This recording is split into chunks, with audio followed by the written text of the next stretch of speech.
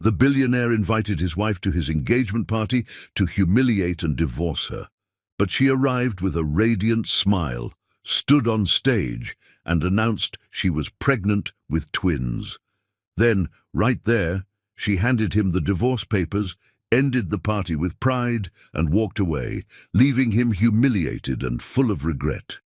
But the story doesn't end there. 10 years later, she invited him somewhere. Why? I won't tell you now, because I don't want to kill the suspense. Hi, my beautiful family, it's your Mr. Peter. Before anything else, let me say this from the depths of my soul. May God wrap every one of you in His mercy. May He protect your health, restore your broken places, and fill your homes with peace, joy, and unshakable love, because that's what I always wish for you, even now while I'm unwell. Yes, family. I'm not strong right now. My body is tired, but my heart, it still burns for you. And though I can't speak to you with my voice today, I'm still here, writing with trembling hands and eyes full of tears, because you deserve nothing less than my very best. My dear brother James is helping me by narrating, but the soul behind this story is still me, your Mr. Peter. But today, I must be honest with you. This channel, our home, is under attack. Competitors have reported my channel. I've received a warning, and it's not just a YouTube strike, it's a strike to my heart, because all I've ever given you is love. Pure, honest, story-driven love. And now, when I need you most, I feel a silence that breaks me more than any illness ever could. So I say this as your brother, your storyteller, your family. Please don't just scroll. Don't just watch a few minutes. Watch the full video, from the very first second to the very last breath of this story. Let YouTube see the power of real love. Let them know this family is alive, like this video. Leave a comment. Flood this place with prayers and hope. I'm not asking for charity. I'm asking for unity, for love that shows up. Not just when the stories are sweet, but when the storyteller is struggling. You are my strength. You are the reason I fight. And I believe, with all my heart, that love like ours cannot be shaken. So now, let your heart be still. Let your soul lean in. Let Mr. James speak the words. But know every word came from me. Let the story begin. And please, stay with me until the end. Don't worry, Mother. When I announce my engagement to Serafina Blackwood tomorrow night, that woman will break down and beg me not to leave her.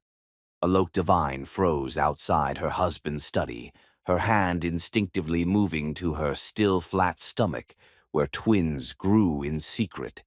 Jeremy's voice carried through the mahogany door like poison seeping through wood, each word destroying 3 years of what she'd believed was genuine love. She has nothing without me, Jeremy continued, his laugh sharp with cruelty. No money, no connections, no actual talent worth mentioning. Tomorrow night will be perfect. She'll beg publicly, and everyone will finally see what she really is. Vivienne Avant's patrician voice crackled through the speaker, sharp with malicious approval. Brilliant, darling. Serafina Blackwood is perfect. Blue blood, trust fund, the right breeding. Not some nobody architect who thinks she can play in our world. Alok's breath caught. The marble floor beneath her bare feet suddenly felt like quicksand. She was 32 years old, a brilliant architect whose innovative designs had quietly revolutionized sustainable luxury buildings. Yet to her husband's family, she remained nothing more than an inconvenient charity case who'd somehow tricked their golden boy into marriage. The engagement party is all arranged, Jeremy's voice dripped with satisfaction. I told Alok it's a renewal of our vows celebration. She actually believed me. Can you imagine? 3 years of marriage and she still thinks she means something. The betrayal hit like physical pain. Those elegant ivory invitations she'd helped him address just yesterday. The stunning black gown hanging in their closet, that she'd chosen specifically for what she'd believed was a celebration of their love.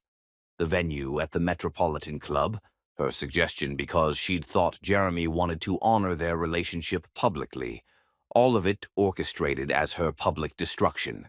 When I get up there tomorrow and announce my engagement to Serafina instead, Jeremy continued with sick pleasure, Alok will completely fall apart. It'll be beautiful to watch her beg. These social climbers always show their true desperation when cornered. And if she doesn't break down? Vivienne's voice carried decades of cruel sophistication. Oh, she will, Jeremy laughed. She has nothing. No family money, no real connections, no talent that matters. I've made sure she's completely dependent on me financially and socially. When I pull the rug out, she'll have nowhere to land but on her knees. Aloke retreated silently from the door, each step controlled despite the earthquake happening inside her chest. In the guest bathroom, she gripped the marble sink as Jeremy's words echoed through her mind, like accusations. No actual talent worth mentioning. The irony was staggering. Every innovative design element in the Morrison Tower, Jeremy's pride and joy, had emerged from her architectural genius. The sustainable cooling system that impressed investors. Her patented technology. The revolutionary glass integration featured in Architectural Digest, her breakthrough innovation. For 3 years, she'd been the hidden mastermind behind Avance Development's meteoric rise, creating architectural marvels while Jeremy claimed credit and planned her destruction. But that wasn't even the most damaging part of his ignorance.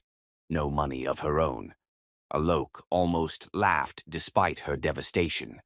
Jeremy had no idea about the Swiss account where she'd been quietly depositing licensing fees from her patented building innovations. Innovations worth over $40 million that corporations worldwide were paying to use. He didn't know about the Divine Corporation's standing offer to make her a full partner, an offer worth $60 million that she'd declined to stay loyal to her marriage. Most importantly, he had no clue about the meticulous records she'd kept of every stolen design, every appropriated innovation, every contract won through her uncredited genius. What had started as professional habit had become, she realized now, the foundation of his complete destruction. Completely dependent on him. The final insult. Jeremy saw her as some desperate social climber who'd gotten lucky, when in reality she was the architectural prodigy who'd elevated his mediocre family business into a powerhouse. She'd turned down offers from the world's most prestigious firms to build something with the man she'd loved. But that love had been one-sided. While she'd been creating their empire, Jeremy had been planning her humiliation. Alok placed both hands on her stomach, feeling the flutter of new life. Twins. His children, though he'd never have the chance to know them now. These babies would never know a father who saw their mother as disposable, who planned to break her spirit for sport. A cold clarity settled over her, sharp and crystalline as winter air. Jeremy thought tomorrow's engagement party would showcase her desperation and his power. He expected tears, pleading, collapse. He was about to discover just how wrong he could be. The woman Jeremy thought he knew, the grateful wife, the dependent social climber, the nobody with no options, was about to vanish forever. In her place would stand Alok Divine, architectural genius and soon-to-be billionaire. A woman who'd built an empire while he'd built only delusions. Jeremy wanted a show tomorrow night. He was going to get one, just not the show he'd planned. Walking to her private office, Alok pulled out her secured laptop and began making calls. By morning, the Divine Corporation would have her acceptance of their partnership offer. Her patents would be transferred to her personal holding company. Her Swiss accounts would be activated for immediate access. Most satisfying of all, every piece of evidence documenting Jeremy's theft of her work would be compiled into an ironclad legal case that would destroy him professionally and financially. Tomorrow night, Jeremy Paul Avance was going to learn the most expensive lesson of his life. Never underestimate the woman whose genius built your kingdom, especially when she's the one who holds the keys to tear it down. The twins fluttered again, as if sensing their mother's transformation from victim to victor. Alok smiled, her hand protective over her stomach. "Don't worry, babies," she whispered. "Your father just taught Mommy exactly what kind of man he really is. And now he's going to learn exactly what kind of woman I am." By dawn, 3 years of careful documentation would become Jeremy's legal nightmare. By evening, the architectural world would learn the true genius behind Avance Development's success. And by tomorrow night, Jeremy Paul Avance would understand that some women don't break under pressure. They forge themselves into weapons that cut through lies and destroy the men foolish enough to underestimate them.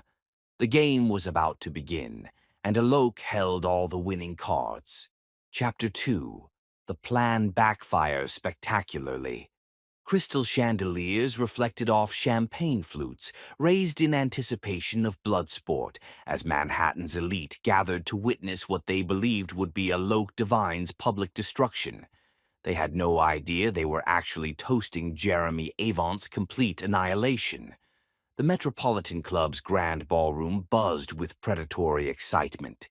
Society vultures perched on vintage chairs, their designer gowns and borrowed diamonds glittering under lights that would soon illuminate the most spectacular reversal of fortune the social elite had ever witnessed.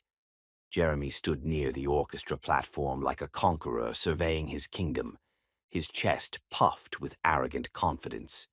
Beside the marble fireplace, Vivienne Avance held court with her coven of bitter socialites, their thin lips curved in anticipation of the entertainment Jeremy had promised them. "She has absolutely no idea what's coming," Seraphina Blackwood whispered to her cluster of trust fund friends, her voice carrying just enough to reach several nearby ears. "Poor little thing probably thinks this is some romantic gesture." Scattered laughter rippled through the group, cruel and sharp as broken glass. They'd all come to see the nobody architect grovel, to watch Jeremy put the social climber back in her place with surgical precision. If only they knew the show they were about to get. Alok moved through the ballroom like liquid grace incarnate, her emerald silk gown flowing around her like water made from precious stones. She'd chosen the color deliberately. Emeralds for new beginnings, for the rebirth that would begin tonight. Her dark skin glowed against the rich fabric, and her hair was swept into an elegant updo that showcased the diamond necklace Jeremy had given her for their first anniversary, back when his gifts had been expressions of love instead of chains of ownership. Tonight she wore his diamonds like armor. Every conversation paused as she passed. Every eye tracked her movement with the focused attention of predators watching wounded prey. But what they saw as vulnerability was actually something far more dangerous. The calm before a hurricane that would level everything in its path. "Darling, you look absolutely radiant," cooed Margot Whitfield, wife of a pharmaceutical fortune and one of Vivienne's closest allies. "So excited for Jeremy's big announcement tonight." "Thank you, Margot," Aloki replied with a serene smile that never reached her eyes. "I'm quite looking forward to it myself. I think everyone will be very surprised." Something in her tone made Margot's predatory smile falter slightly, but before she could analyze the warning, Alok had already glided away toward the next cluster of social executioners. Jeremy caught her eye across the room and nodded toward the platform, his expression radiating the smug satisfaction of a man who believed himself untouchable. "Show time." His confidence was so complete, so absolutely certain of victory, that Alok almost felt sorry for him. Almost. The orchestra quieted on cue as Jeremy strode to the microphone with the commanding presence that had first caught Alok's attention in graduate school. He was undeniably handsome, tall, broad-shouldered, with classical features that belonged on Renaissance sculptures. It was that face, that charm, that natural authority that had made her believe she'd found her equal. How wrong she'd been. "Ladies and gentlemen," Jeremy's voice rang out with practiced authority, echoing off the club's vaulted ceilings. "Thank you for joining me tonight for what I promise will be an absolutely unforgettable celebration." A ripple of anticipatory tension moved through the crowd like electricity. Aloki positioned herself in clear view of everyone, her posture regal as a queen at her own coronation. Not a single person in that room suspected they were about to witness the complete inversion of power between predator and prey. 3 years ago, Jeremy continued, his eyes finding Alok's with what the crowd interpreted as tenderness, but she recognized as calculated cruelty. "I made choices that seemed right at the time. Tonight I'm here to correct those mistakes and embrace the future I truly deserve." Vivienne practically vibrated with malicious anticipation. Serafina stood straighter, preparing for her moment of triumph. The assembled vultures leaned forward collectively, their social radar pinging with the promise of spectacular destruction. "Therefore," Jeremy announced with theatrical flourish, his voice carrying to every corner of the ballroom, "I am thrilled to introduce you to my fiancée, the woman who will truly be worthy of the Avant's name, Miss Serafina Blackwood." The gasps were immediate and sharp, cutting through the air like blade strikes.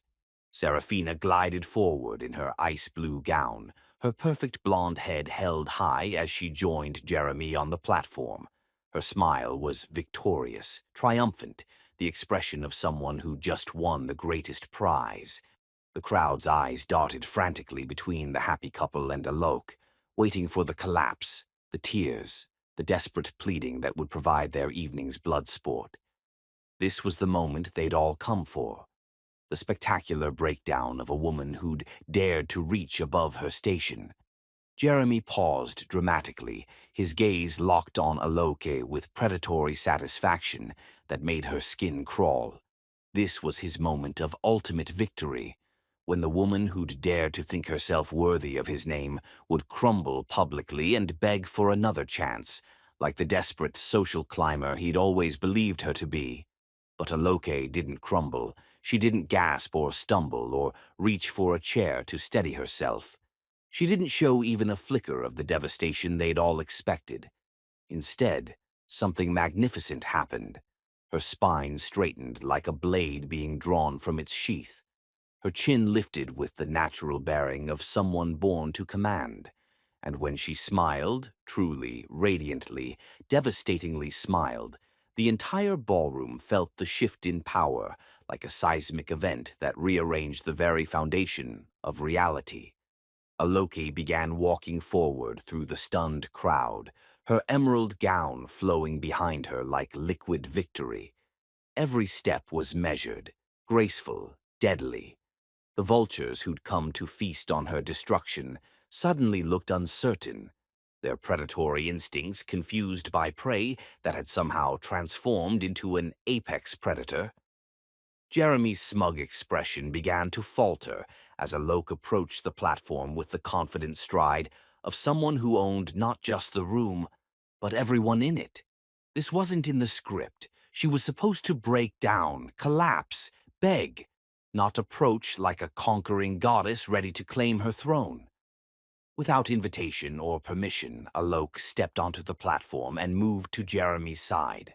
The action was so smooth, so naturally commanding, that he automatically stepped back, confusion beginning to cloud his features. The power dynamic had shifted so completely that the audience held its collective breath. She held out her hand for the microphone, and in his bewilderment, Jeremy gave it to her without thinking. The moment the device touched her fingers, everyone in the room understood that the evening had just taken a turn no one had anticipated. "Well," Aloke said, her voice carrying across the silent ballroom like silk wrapped around steel. "What absolutely perfect timing, Jeremy." The crowd was motionless, suspended between anticipation and growing dread. Serafina's perfect composure began to crack around the edges like expensive porcelain under pressure. Vivienne's predatory smile wavered as something cold and terrible began to dawn in her calculating mind. "Jeremy, darling," Aloke continued, her tone warm with an affection that somehow felt more dangerous than any display of anger could have been. "I have an announcement of my own, something I've been waiting for, just the right moment to share with everyone." Jeremy's confident facade cracked like expensive porcelain as the full implications crashed over him. Pregnant, twins, his children. The children he was publicly abandoning for another woman in front of Manhattan's most powerful people. This wasn't the plan. This wasn't how any of this was supposed to unfold. Where were the tears? Where was the desperate begging? Where was the broken woman he'd expected to destroy for his mother's entertainment? Alok turned to face the crowd, the microphone steady in her manicured hand, her smile radiant as sunshine and twice as devastating to everything it touched. "Ladies and gentlemen," she said, her voice growing stronger and more commanding with each word, "I'm absolutely delighted to inform you that I'm pregnant with twins. Jeremy's twins." The silence that followed was so complete, it seemed to suck the air from the room.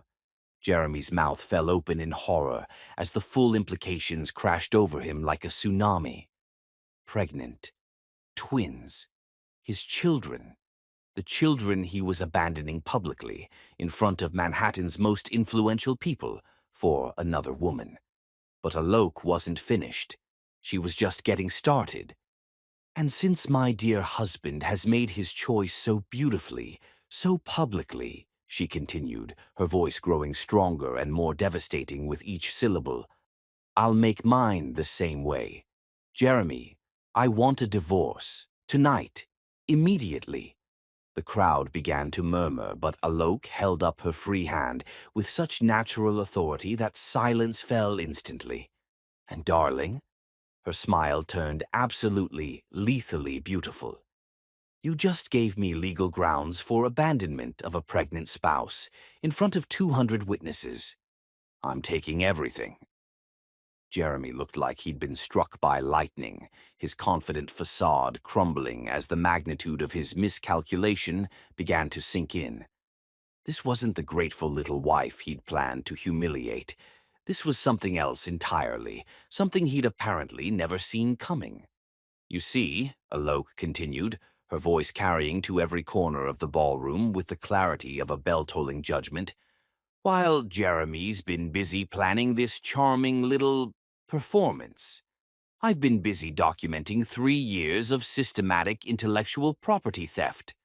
The murmurs grew louder, but still she commanded absolute attention. "Every design credited to Avant's development that actually came from my mind. Every patent filed under his name for innovations I created. Every contract won through architectural genius that emerged from my sleepless nights while I worked in shadows, building his empire while he planned my destruction." Jeremy's face had progressed from pale to gray to something approaching green. Serafina looked like she wanted to disappear through the marble floor. Vivienne's expression had shifted from anticipation to dawning horror as she began to understand the true scope of what was happening. The Morrison Tower that graced the cover of Architectural Digest? My design, my innovation, my sleepless nights turned into Jeremy's magazine feature. The sustainable cooling system that convinced the Henderson Group to invest $50 million. My patent, filed independently 6 months before Jeremy ever saw the blueprints. The revolutionary glass integration that won the Sterling Prize. My breakthrough, developed in secret while Jeremy networked at country clubs. Alok's voice never wavered, never lost its warmth, even as she systematically destroyed the man who'd tried to destroy her in front of the very audience he'd assembled to witness her humiliation. "So, Jeremy," she concluded, pulling off her wedding ring with theatrical slowness and placing it on the microphone stand like an offering to the gods of justice. "Congratulations on your engagement to Serafina. I hope you'll both be very happy together." She paused, her smile turning so devastatingly beautiful that several people in the audience actually gasped. "You're going to need each other because after my lawyers finish presenting my evidence of intellectual property theft, a felony, by the way, you're going to have absolutely nothing else." She turned to face Jeremy directly, and for a moment that felt suspended in Amber, he saw something in her eyes that made his blood turn to ice water. Not anger, not hurt, not the devastation he'd planned to create. Complete, utter, victorious clarity. "Did you really think," she asked softly, the microphone catching every word and carrying them to the farthest corners of the ballroom, "that I would spend 3 years married to you without protecting myself? Did you honestly believe I was just some grateful little charity case who never saw this coming?" Jeremy tried to speak, but no words came. His empire, everything he'd been so proud of, everything that had made him feel superior to the wife he'd dismissed as worthless, was crumbling around him like sandcastles at high tide. "You called me a social climber," Alok continued, her voice growing stronger. "But darling, I was never climbing toward your world. I was building my own, and you were too arrogant to notice that you were standing on my foundation."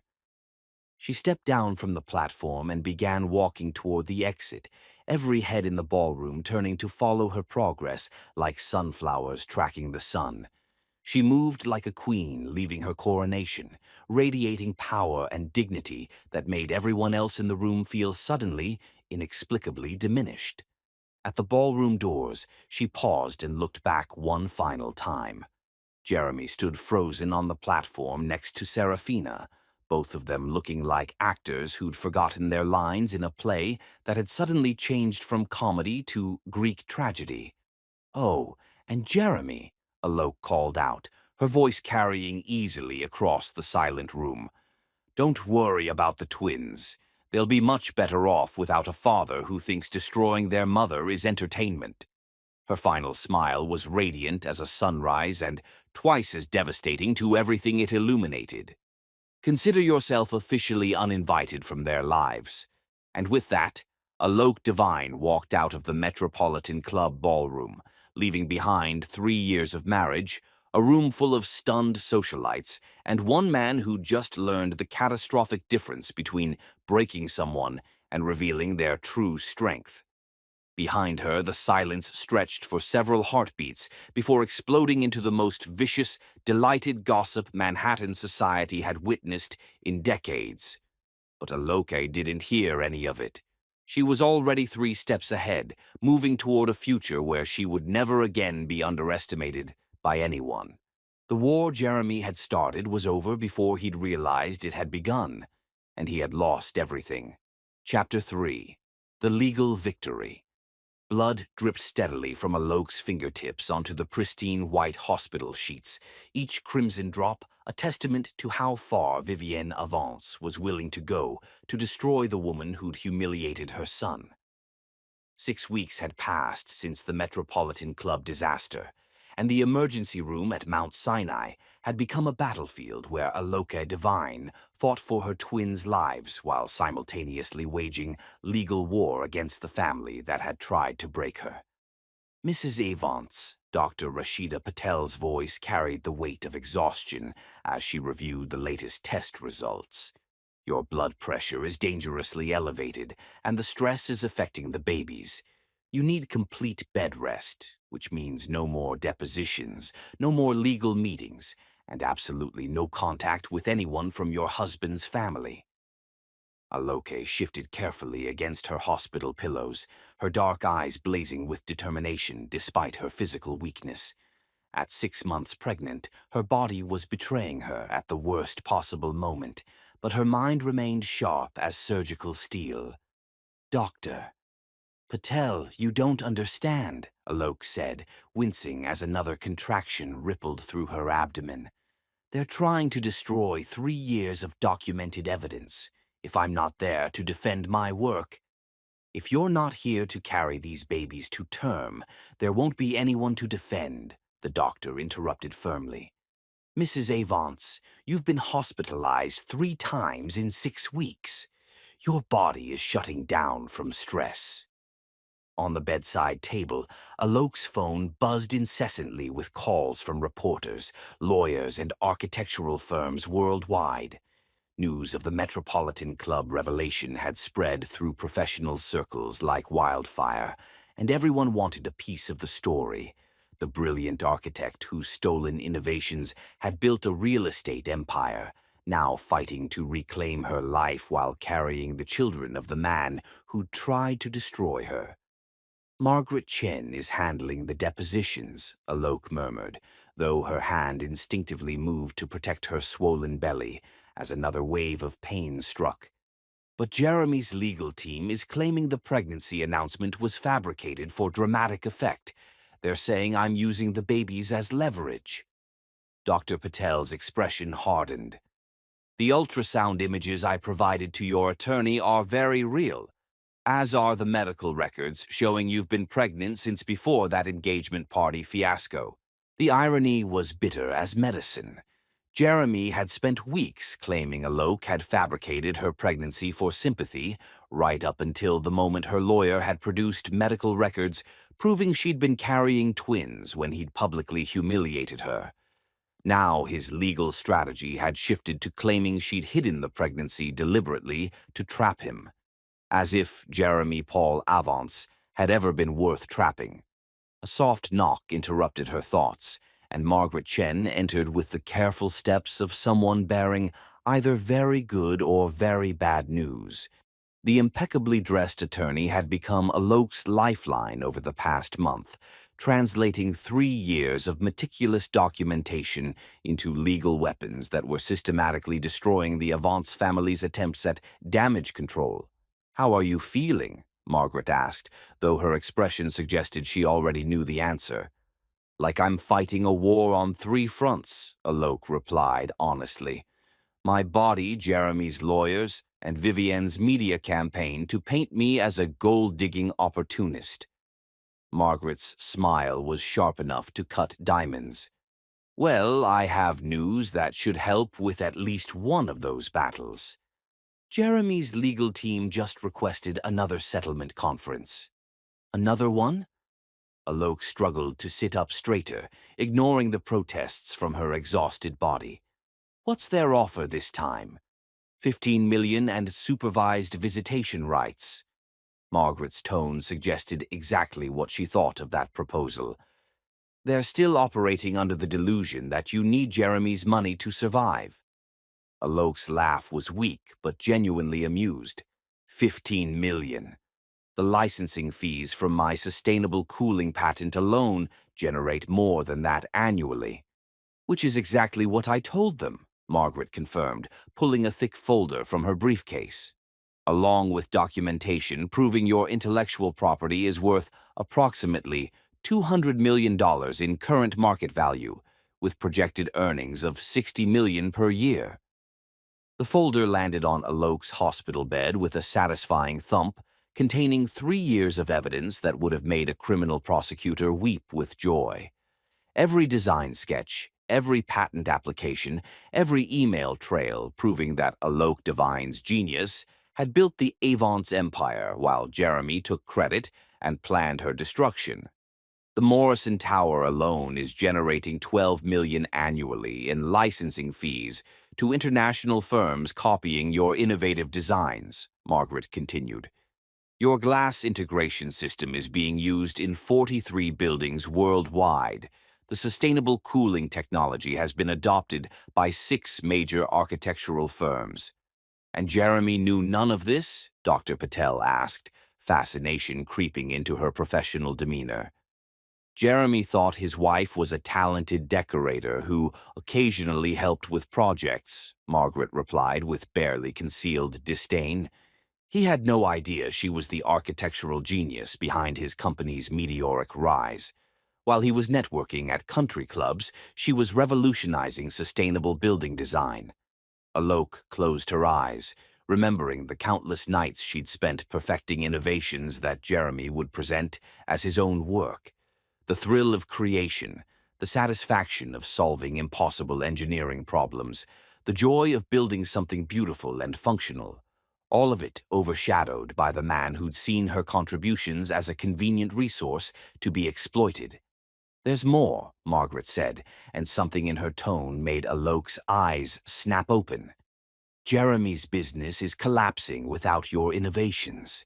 The Henderson Group canceled their $50 million contract when they discovered Jeremy couldn't explain the technical specifications of the cooling system. 3 other major deals have fallen through because Jeremy can't reproduce the engineering brilliance that won him those contracts. "Good," Alok said without a trace of sympathy. "Let him try to build an empire with actual talent instead of stolen innovations." Meanwhile, Margaret continued with obvious satisfaction, Serafina Blackwood has mysteriously become unavailable for wedding planning. Apparently, a bankrupt fiancé with no prospects doesn't meet her standards for acceptable husbands. The news should have felt like victory, but Alok was too tired and too focused on the lives growing inside her to feel much satisfaction. Jeremy's personal disasters were just karmic background noise compared to the real work of building her future. "What about Vivian's media campaign?" Alok asked, referring to her soon-to-be former mother-in-law's increasingly desperate attempts to control the narrative. Margaret's expression darkened. "She's been telling anyone who'll listen that you seduced Jeremy for his money, hid your pregnancy to trap him, and fabricated evidence of intellectual property theft for sympathy. Unfortunately for her, the architectural community knows your work. 3 major firms have already issued public statements supporting your claims." "Foster and Associates released a statement yesterday," Margaret continued, consulting her notes. "They confirmed that you've been consulting on their sustainable building projects for 2 years, independent of any connection to Avant's development.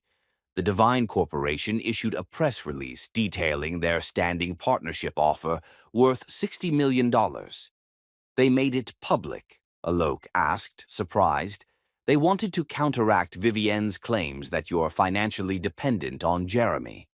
When the business world learns you turned down $60 million to stay loyal to your marriage, it somewhat undermines the gold digger narrative." Dr. Patel shook her head in amazement. "You turned down $60 million. "I was in love," Alok said simply. "I thought we were building something together. I didn't realize I was just providing free labor for my own eventual humiliation." Another contraction gripped her, stronger this time, and both women leaned forward in concern. Alok breathed through it, her hands protective over her belly. "The twins are fighting to stay," she murmured once the pain passed. "They're going to be warriors, just like their mother." "Speaking of which," Margaret said carefully, "Jeremy has requested a meeting. He wants to discuss custody arrangements." Alok's expression went arctic. "Custody? He publicly abandoned pregnant me for another woman. He told 300 people that these babies were mistakes he wanted to correct." "That's exactly what I told his lawyer," Margaret confirmed. "I also mentioned that family court judges tend to take a dim view of fathers who humiliate pregnant wives at public events." "What did he say?" Margaret's smile was predatory. "He hung up." Another knock interrupted them, and a nurse entered with flowers, the 5th arrangement to arrive that day. The card read, "From your admirers at Chen and Associates Architecture. Your genius deserves recognition." "The entire industry is watching," Margaret observed as the nurse arranged the flowers with the others filling Alok's room. "This case has become bigger than your marriage. You've become a symbol for every woman whose work has been appropriated by powerful men." Alok studied the flowers, thinking about the weight of symbolhood when all she wanted was to protect her babies and rebuild her life. But perhaps being a symbol had its advantages. Perhaps Jeremy's attempt to destroy her had actually revealed the strength she'd never known she possessed. "Margaret," she said finally, "I want to make Jeremy an offer.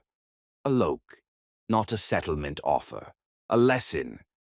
Alok's voice grew stronger, clearer. I want him to understand exactly what he lost, exactly what he threw away, exactly what he never deserved. Margaret leaned forward, recognizing the tone of someone who'd moved from defense to offense. I'm going to build the most successful architectural firm in the world, Aloke continued. I'm going to win every major award, secure every prestigious contract, and make more money than the Avance family ever dreamed of possessing. And I'm going to do it all while raising his children to understand that real strength comes from creation, not destruction. And Jeremy? Alok's smile was serene as sunrise and twice as beautiful. Jeremy will get to watch from the sidelines as I become everything he prevented me from being while we were married. He'll see our children grow up proud of their mother's achievements and ashamed of their father's failures. She looked at Margaret with eyes that blazed with new purpose. How's that for a settlement offer? Margaret's answering smile was sharp enough to cut through 3 years of stolen credit and public humiliation. I think Jeremy Avance is about to learn that some women don't just survive their destroyers. They surpass them so completely that the destruction becomes irrelevant. As if summoned by their conversation, Alok's phone rang with a call from Jeremy's lawyer.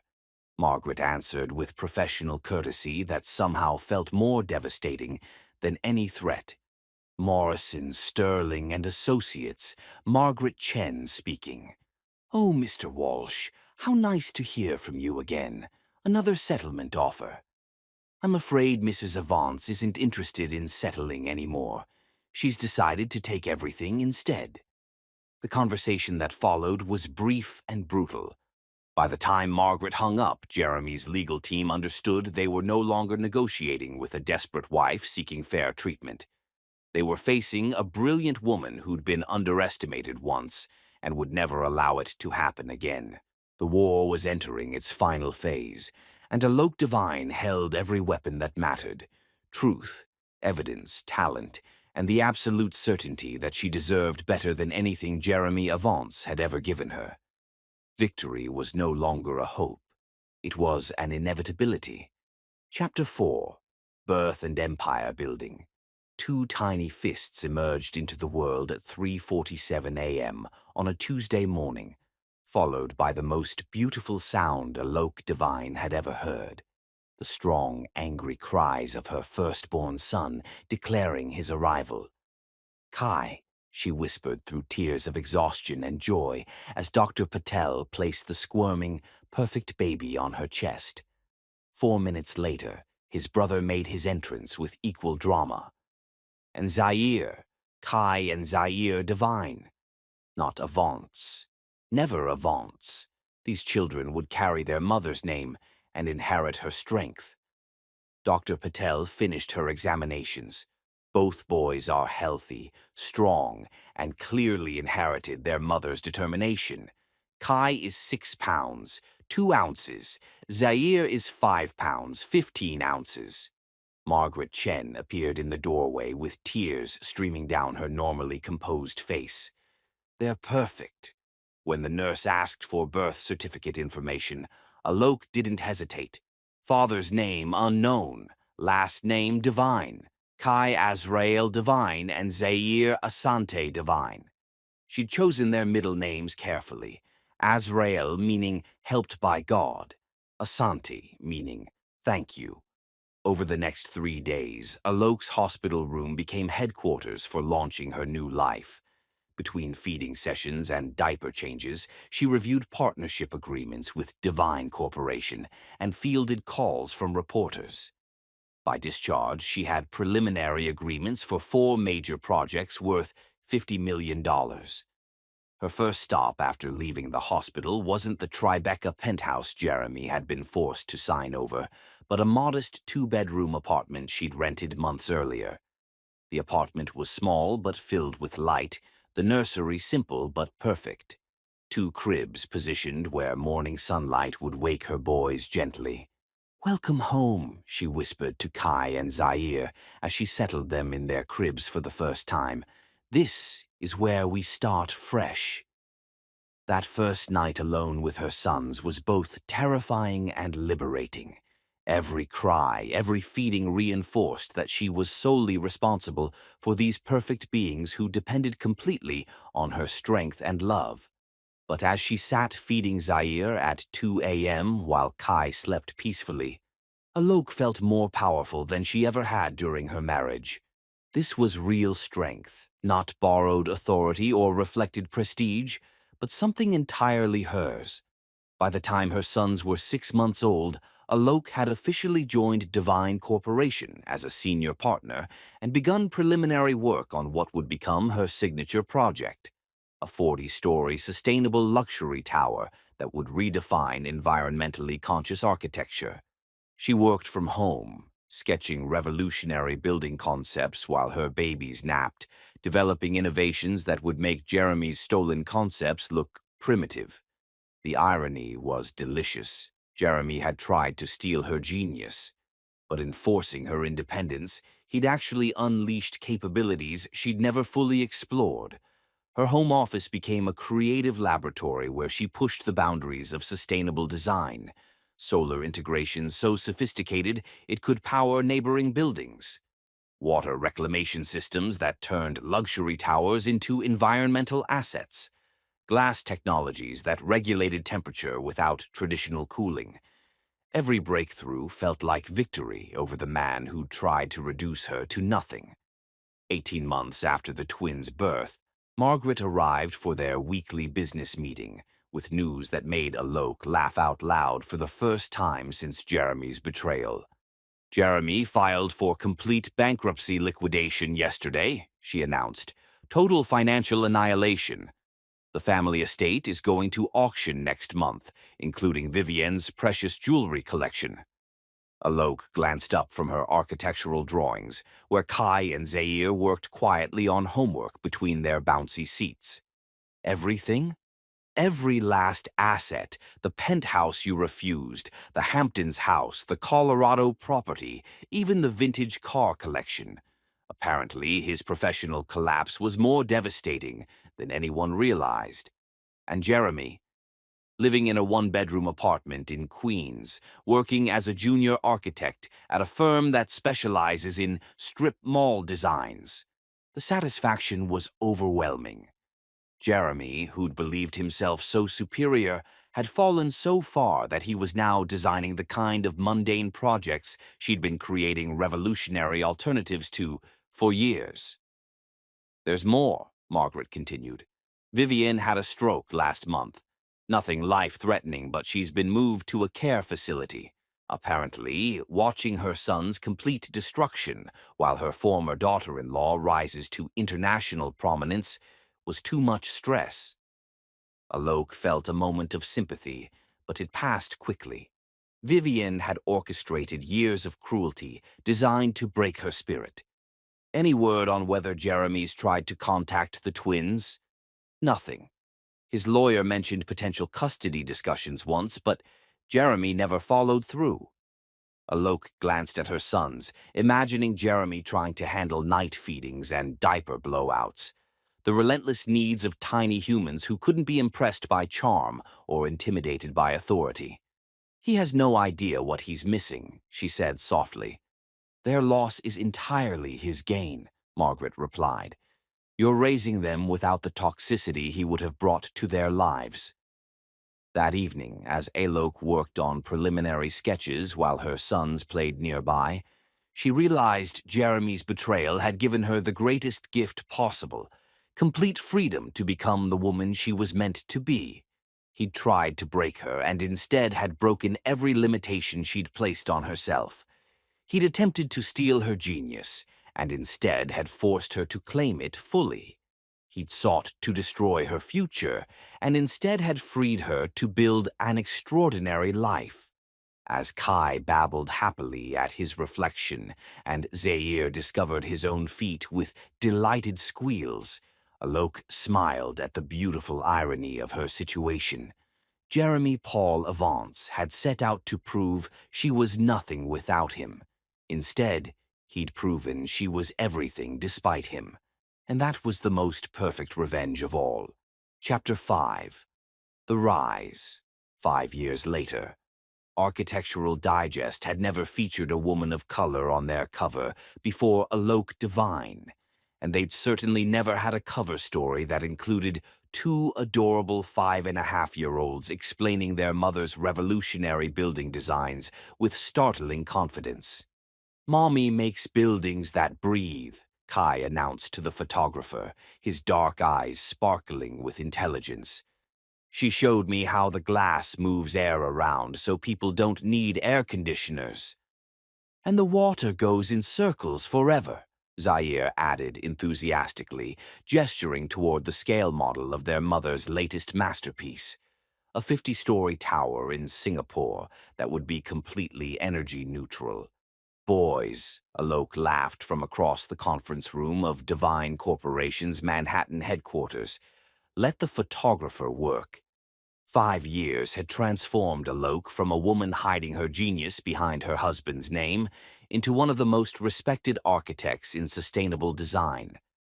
Divine Corporation had grown from a startup partnership into a mid-sized firm with offices on 3 continents. Her innovations in sustainable building had become industry standard among environmentally conscious developers. "Mrs. Devine," called Rachel Morrison, the magazine's senior editor, "we'd love to get some shots of you with the Singapore project renderings." Aloke moved to the display wall where holographic projections showed her latest creation. "The building is essentially a vertical ecosystem. Traditional architecture imposes on the environment. My designs participate in it."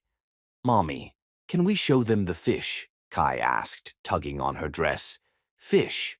Rachel looked intrigued. Alok smiled, activating another display. "The building includes aquaponics systems that process gray water while providing fresh fish and vegetables for residents. Completely closed-loop sustainability." "How does it feel?" asked James Chen from International Architecture Today, "to know that your innovations are being implemented in over 200 buildings worldwide?" "Satisfying," Aloka replied honestly. "But what feels better is knowing that my sons are growing up in a world where environmental responsibility and luxury aren't mutually exclusive concepts." She glanced at Kai and Zaire, who discovered the scale model and were conducting what appeared to be a serious discussion about load-bearing structures. At 5.5 years old, they showed a remarkably advanced understanding of sustainable building concepts for their age. "Mrs. Devine," called Sandra Williams from Forbes, "our research indicates that Divine Corporation is now valued at over $800 million, making you the most successful woman in sustainable architecture." How do you respond to those who claim your success stems from divorce publicity rather than genuine innovation? The question hung in the air like a poorly designed building, structurally unsound and destined to collapse under scrutiny. Alok's smile was serene as sunshine and twice as devastating to anyone foolish enough to underestimate her. I'd respond by pointing out that my innovations have been independently verified by engineering firms worldwide. My buildings have won 17 international awards, and my sustainable technologies are being studied by environmental scientists on 4 continents, she said, with the calm authority of someone who'd never needed to defend her genius to anyone who mattered. "Furthermore," she continued, "anyone suggesting my success is due to publicity rather than talent is welcome to examine the 300 patents I hold independently, or the $60 million in annual licensing fees my innovations generate." "Any word from your ex-husband about your success?" asked one particularly bold reporter. Kai looked up from his architectural exploration. "Who's asking about the sperm donor?" The room erupted in laughter, but Alok maintained her composure even as pride bloomed in her chest. Her sons had long ago learned to refer to Jeremy clinically, acknowledging his biological contribution while emphasizing his complete irrelevance to their actual lives. "My sons have never needed their biological father," Alok said simply. "They've seen that real strength comes from creation, not destruction. That's the only lesson about their origins they need. Do you ever wonder what might have happened if your marriage had worked out differently? Sandra pressed. Aloke glanced around the conference room, her conference room in the company she'd built, surrounded by evidence of innovations that were changing the world, and then looked at her sons, who were now collaborating on what appeared to be an impromptu redesign of the Singapore Tower's lobby. No, she said with absolute certainty. Some people are meant to lift others up. Some people are meant to tear others down.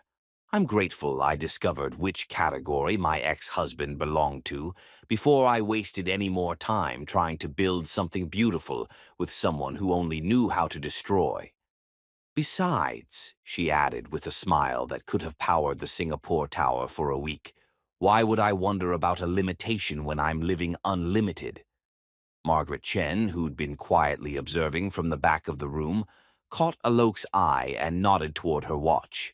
The interview was running over, and Aloke had a video call with clients in Tokyo in 20 minutes. Last question, Rachel announced, sensing the session was ending. Mrs. Devine, called out a young reporter from Architectural Weekly, what would you say to young women who feel their talents aren't being recognized or valued?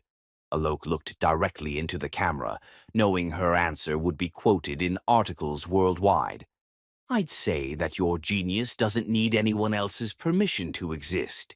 Document your work, protect your innovations, and never let anyone convince you that supporting their dreams means abandoning your own. Her voice carried the authority of someone who'd learned these lessons through fire and emerged stronger than steel.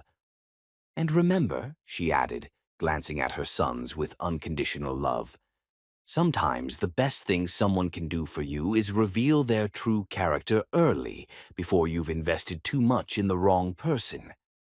As the media crew began packing their equipment, Kai and Zaire approached their mother with the focused intensity of children who'd been remarkably patient but were now ready for promised rewards.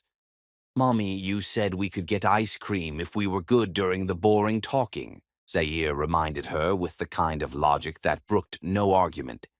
You were perfect, Aloke confirmed, gathering them close for hugs that felt like victory celebrations. Chocolate or vanilla? Both, they declared in unison, triggering another round of laughter from the lingering reporters. As the room cleared and Margaret began organizing the remaining business of the day, Aloke stood at the floor-to-ceiling windows of her office, looking out over Manhattan with her sons pressed against the glass beside her. 5 years ago, she'd been a woman whose genius was stolen, whose love was betrayed, whose future had seemed uncertain. Today, she was the woman reshaping global architecture while raising 2 remarkable children who understood that strength came from creation, not destruction. Somewhere in Queens, Jeremy Paul Avance was probably designing another strip mall, wondering how his life had collapsed so completely, while his ex-wife's had soared beyond anything he'd ever imagined possible. The thought should have felt like revenge, but it didn't. It felt like justice, the kind of inevitable outcome that occurred when people finally got exactly what they deserved. Jeremy had chosen destruction. Alok had chosen creation. The results spoke for themselves. Mommy, Kai said thoughtfully, pressing his small hand against the window. When I grow up, I want to build things that help people too. Me too, Zaire agreed, but I want to build them in space. Alok smiled, wrapping her arms around her sons as Manhattan spread out below them like a promise of unlimited possibilities. You can build anything you want, she told them with the certainty of someone who'd learned that the only real limitations were the ones you accepted. Even buildings that fly, Kai asked with 5-year-old seriousness. Especially buildings that fly, Aloke confirmed, kissing the top of his head as the afternoon sun painted their reflections gold against the window. After all, she'd once been told she could never build anything that mattered. And look how beautifully that prediction had aged. Chapter 6. New Love Enters, 8 years later. Music floated across the candlelit ballroom of the Metropolitan Museum as Manhattan's elite gathered for the annual Children's Hospital benefit, unaware they were about to witness Alok Divine discover that some kinds of magic were worth believing in again. 8 years had passed since Jeremy's betrayal, 8 years during which Alok had built an empire, raised extraordinary sons who were now 8 3/4 years old, and convinced herself that romantic love was a luxury she neither needed nor wanted. Tonight, that certainty was about to be thoroughly, beautifully shattered. Dr. Kingsley, the children's cardiac wing couldn't exist without your foundation's support, Aloke was saying to the tall, distinguished surgeon across from her, completely unaware that her carefully constructed walls were about to crumble at first sight. When Dr. Dante Kingsley turned to face her fully, Alok experienced something she'd forgotten was possible. The electric shock of genuine connection with someone who might actually be worthy of the risk. He possessed the kind of beauty that suggested character had shaped his features as much as genetics. Dark skin that seemed to absorb and reflect the ballroom's golden light, intelligent eyes that held warmth without weakness, and a smile that managed to convey confidence without arrogance, a combination Jeremy had never achieved despite years of practice.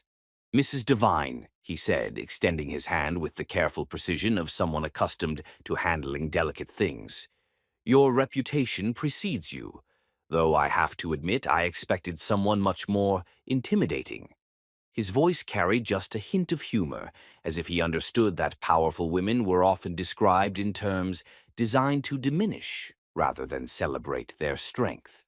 "Dr. Kingsley," she replied, noting how perfectly their hands fit together, and immediately trying to ignore the significance of that observation. "I could say the same about you. Your work in pediatric cardiology is legendary, but nobody mentioned you were charming." "Careful, Mrs. Devine. Compliments like that could go to a man's head." Something about his easy confidence intrigued her. This wasn't the desperate charm of someone trying to impress her wealth or status. This was the natural magnetism of someone completely comfortable in his own skin. "Mommy?" 8-year-old Kai appeared at her elbow with the timing that suggested children possessed supernatural abilities to interrupt interesting adult conversations. "Zaire wants to know if we can see the dinosaur bones after the boring dinner part."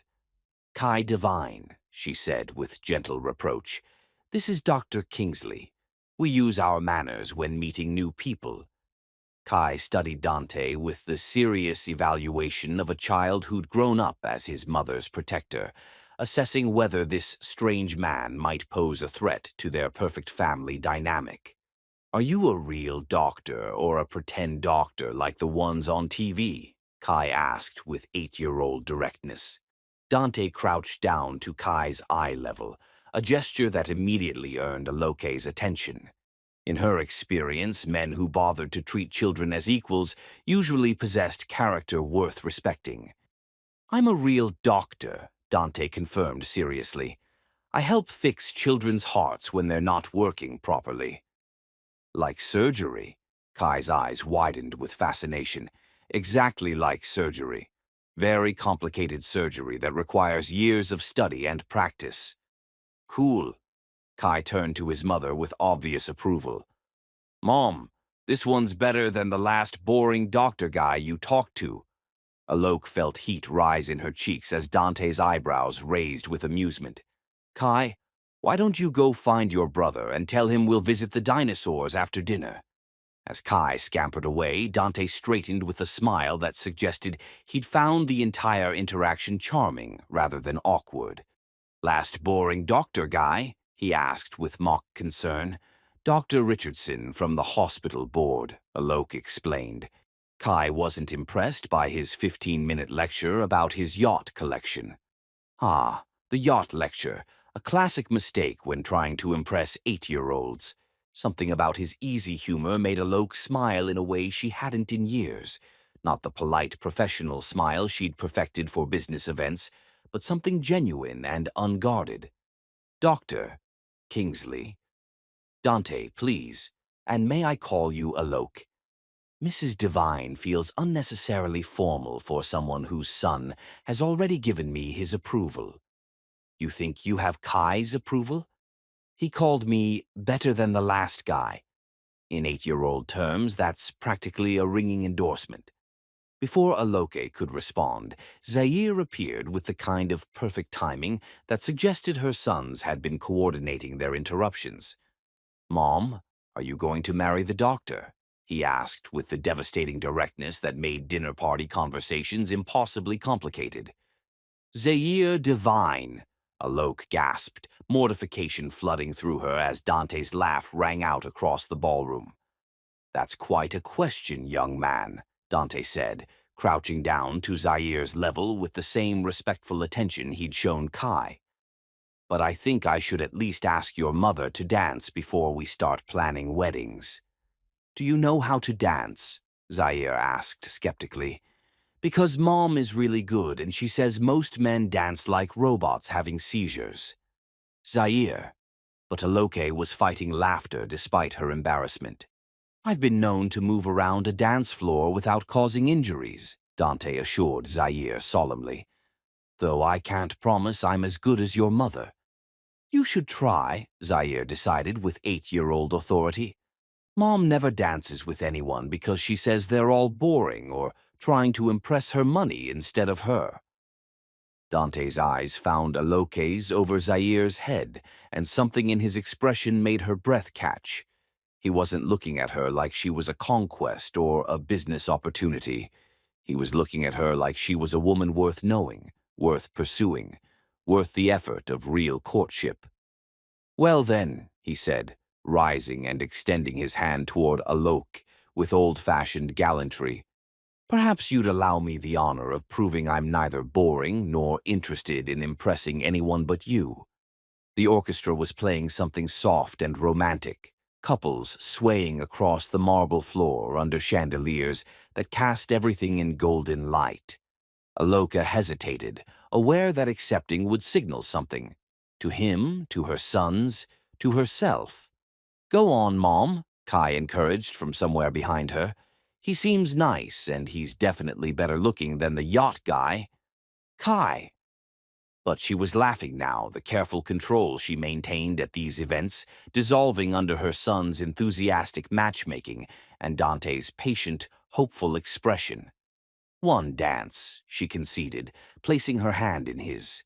The moment they stepped onto the dance floor, Alok understood why she'd been avoiding this kind of connection for 8 years. Dante moved with the confident grace of someone who'd learned to dance properly, not just shuffle around looking uncomfortable. His hand settled at her waist with perfect pressure, confident without being presumptuous, leading without being controlling. "Your sons are remarkable," he said as they found their rhythm together. "They're also completely lacking in filter," Alok replied, hyper-aware of how perfectly they fit together, how natural this felt despite being the first time she'd danced with anyone since Jeremy. "I like that about them.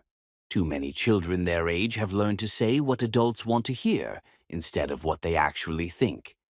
You spend a lot of time with children." Occupational hazard of pediatric surgery. "I've learned that kids are usually the most honest people in any room." Something about his easy affection for children made Aloke's carefully maintained skepticism begin to crack. Men who genuinely enjoyed her son's company were rarer than architectural innovations and infinitely more valuable. "What made you choose pediatric cardiology?" she asked, genuinely curious about this man who seemed too good to be real. "I wanted to fix the things that matter most," he said simply. "A child's heart is the center of everything, their future, their family's hope, their potential to change the world. When you can repair that, you're not just performing surgery, you're restoring possibilities." The sincerity in his voice made Alok's chest tighten, with an emotion she'd forgotten she was capable of feeling. Here was a man who spoke about his work the way she spoke about hers, not as a career, but as a calling to create something meaningful. "That's beautiful," she said softly. Not as beautiful as buildings that heal the environment while sheltering the people inside them, he replied. I've studied your work, Alok. What you're doing isn't just architecture, it's environmental medicine on a global scale. The fact that he understood her vision, that he saw beyond the prestige and profit to the deeper purpose, sent warmth flooding through her in ways that had nothing to do with the ballroom's chandeliers. You've studied my work. Anyone interested in healing systems should understand your innovations. The way you've integrated sustainable technology with luxury design is revolutionizing how we think about human habitation. They danced in comfortable silence for several moments, each lost in the surprising pleasure of finding someone who understood their passion for healing the world in different but complementary ways. Dr. Kingsley, Dante, Aloke corrected herself. Can I ask you something? Anything. Why aren't you married? The question escaped before she could censor it, and she immediately felt heat flood her cheeks. I'm sorry, that was honest, he finished with a smile. I appreciate honesty. The truth is, I've been waiting for someone worth the complication. Complication? Love, he said simply. Real love is always complicated.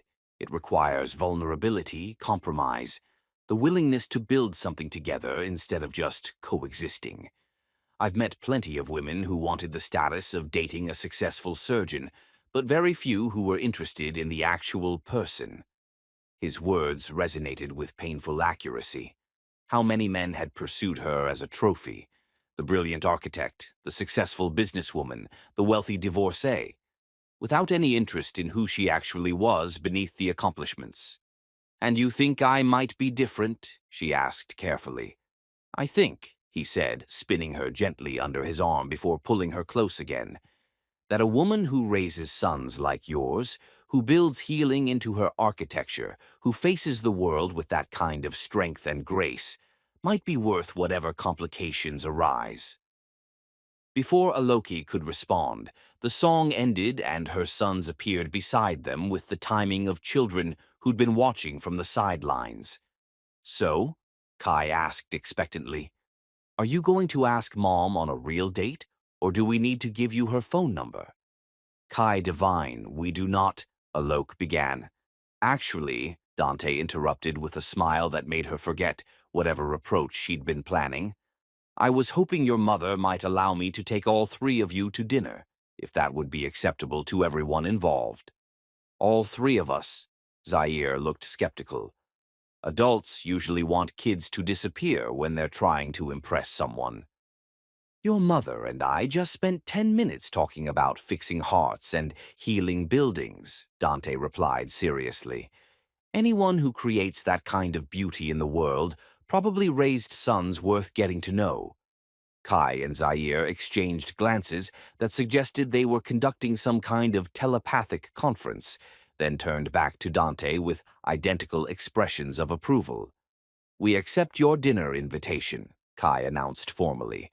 But Mom gets to pick the restaurant because she has better taste than most people. And if you're boring or mean to her, we know martial arts, Zaire added with 8-year-old menace. Zaire, Aloke gasped, but Dante was laughing with genuine delight. Understood and agreed to, he said, offering Zaire a solemn handshake. No boring conversation, no meanness, and I'll defer to your mother's superior restaurant taste. As they walked back toward their table, Alok felt something she hadn't experienced since before Jeremy's betrayal. Hope. Not the careful optimism she applied to business ventures or architectural projects, but the dangerous, beautiful hope that came with meeting someone who might actually be worth the risk of believing in love again. Next Saturday? Dante asked as they reached her table. Next Saturday, she confirmed, then surprised herself by adding, and Dante, thank you for understanding that my sons and I are a package deal. Alok, he said with a smile that made her feel like the most beautiful woman in the room. I wouldn't want it any other way.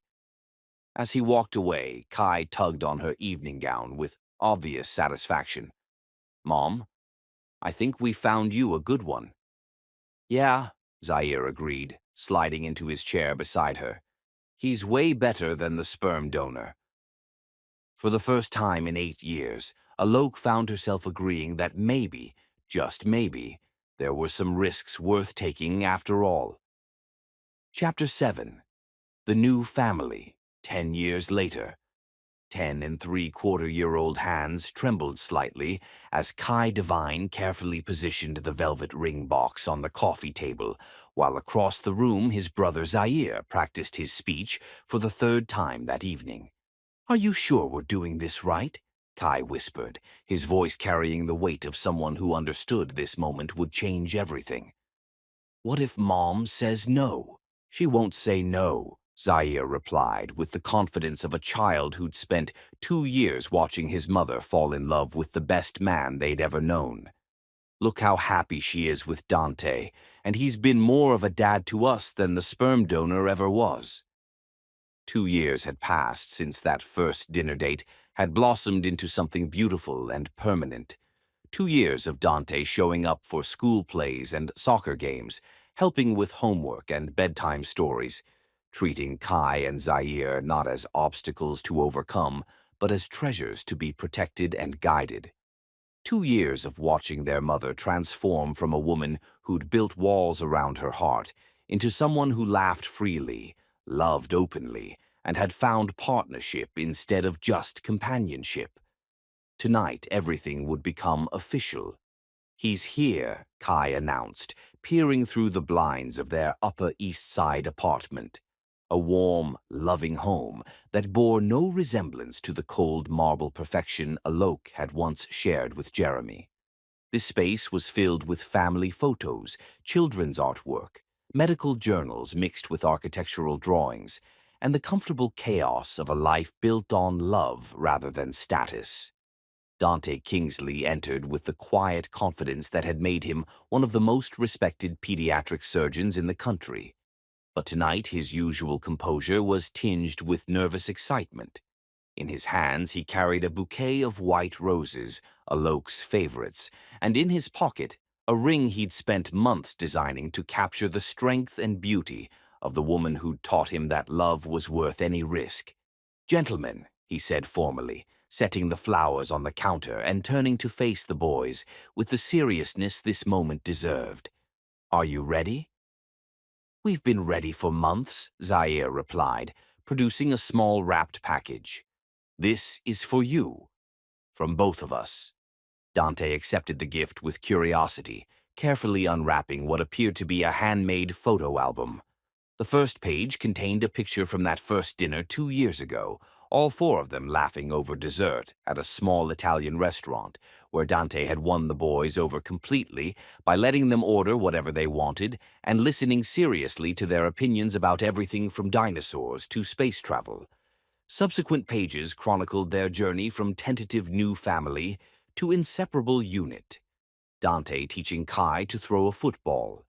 Zaire falling asleep against Dante's shoulder during a movie night. Family vacation photos from their trip to the Smithsonian, where Dante had patiently answered 4 hours of questions about how everything worked. The final page contained a letter written in careful 10-year-old handwriting. Dear Dante, you probably think you're asking Mom to marry you tonight, but really you're asking all three of us to be a family forever. We want you to know that we already consider you our real dad. You chose us when you didn't have to, and you love us the way fathers are supposed to love their children. The sperm donor never wanted us, never even tried to know us. But you do. You show up for school plays and soccer games, help with homework without complaining, and make Mom laugh in ways we never saw before you came into our lives. We love you and we want you to officially be our dad. Love, Kai and Zaire. P.S. We helped pick out Mom's ring because we know exactly what she likes. We also know she's going to say yes because she tells her friends you're the best man she's ever known. Dante had to clear his throat several times before he could speak, touched beyond words by these remarkable children who'd opened their hearts to him with the same generosity their mother had eventually shown. "Boys," he said finally, "I want you to know that marrying your mother isn't just about the two of us. I'm asking to become your father in every way that matters. Would you, would you be okay with that?" "Are you kidding?" Kai grinned. "We've been waiting for you to make it official forever." "Plus," Zaire added pragmatically, "we already call you Dad when Mom's not listening. It'll be nice not to have to whisper." The sound of Alok's key in the door sent all three of them into position. Dante straightened his tie, the boys flanked him on either side, and the ring box sat ready on the coffee table like a small velvet promise of forever. "I'm home," Aloke called out, her voice carrying the contentment of someone who'd built a life filled with exactly the right people. "Something smells amazing. Are you three cooking without supervision again?" "We're in the living room, Mom," Kai called back, barely able to contain his excitement. Alok appeared in the doorway, still elegant in her business attire but softened by the smile that automatically appeared whenever she saw her three favorite men together. At 42, she was more beautiful than she'd been at 30, her success and happiness having added a radiance that no amount of makeup could replicate. "What's all this?" she asked, noticing the flowers, the formal arrangement, and the barely suppressed excitement radiating from her sons. "Mom," Zaire began, following the script they'd rehearsed, "we need to ask you something important." "All three of us," Kai added, reaching for Dante's hand in a gesture of solidarity. Dante stepped forward, his usual composure giving way to the vulnerability that came with risking everything on love. "Alok, 2 years ago, your sons invited me to dinner because they thought you needed someone who wouldn't bore you or try to impress your money instead of your heart." "They were right," she said softly, her eyes beginning to shine with unshed tears as she understood what was happening. "They've taught me that real family isn't about biology or obligation," Dante continued, pulling the ring box from his pocket and dropping to one knee as Kai and Zaire flanked him like an honor guard.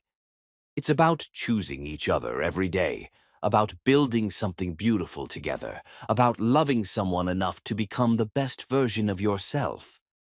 "Dante," Aloke whispered, her hands flying to her mouth as tears began to fall. "Alok divine," he said, opening the box to reveal a ring that perfectly captured her essence. Strong, beautiful, unique, and designed to last forever. "Will you marry me? Will you let me spend the rest of my life proving that some men know the difference between a woman worth having and a prize worth winning? And will you let Dante adopt us?" Kai added earnestly. "Because we want him to be our real dad officially."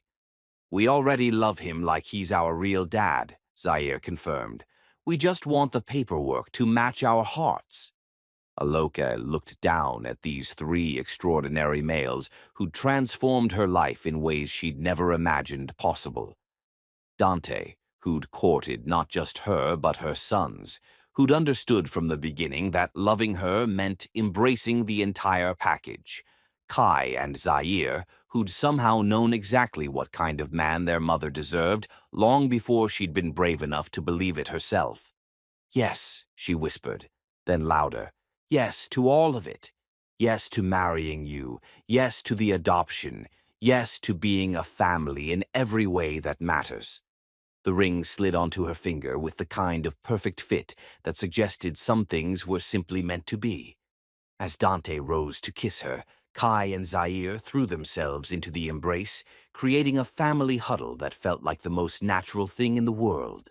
"We have one more surprise," Kai announced when they finally broke apart. "We already started the adoption paperwork," Zaire explained proudly. "Our lawyer friend Margaret helped us, and she says we can change our names to Kingsley if we want." "And we do want to," Kai confirmed. "Kai Kingsley sounds way better than Kai Divine, and definitely better than having the sperm donor's name." Alok looked at Dante with amazement. "You started adoption proceedings?" "I wanted to be prepared," he admitted. I've known for months that I wanted to ask you to marry me, but I also knew that meant asking to become their father officially. They deserve a dad who's legally committed to protecting and providing for them, not just someone who loves them. Plus, Zaire added with 10-year-old practicality, this way, if anything happens to Mom, we get to stay with Dad instead of being sent to foster care or something horrible.